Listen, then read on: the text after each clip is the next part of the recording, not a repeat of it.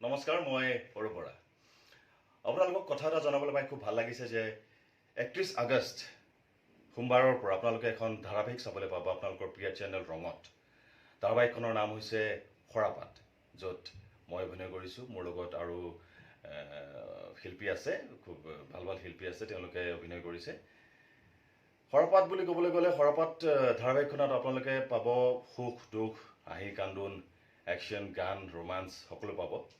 গতিকে বহুত বছৰৰ পিছত মই চিৰিয়েল এখন কৰিছোঁ, কাৰণ যোৱা বহুত বছৰৰ পৰা থিয়েটাৰৰ লগত জড়িত হৈ আছিলোঁ কাৰণে চিৰিয়েল কৰিব পৰা নাছিলোঁ। তো গতিকে বহুত বছৰৰ পিছত 4-5 বছৰৰ পিছত মই আকৌ চিৰিয়েলত আহিছোঁ। আপোনালোকে চিৰিয়েলখন চাই খুব ভাল পাব বুলি মই আশা কৰিছোঁ। গতিকে আপোনালোকে চাবলৈ নাপাহৰিব 31 আগষ্ট সোমবাৰৰ পৰা আপোনালোকৰ প্ৰিয় চেনেল ৰঙত সৰাপাত। ধন্যবাদ।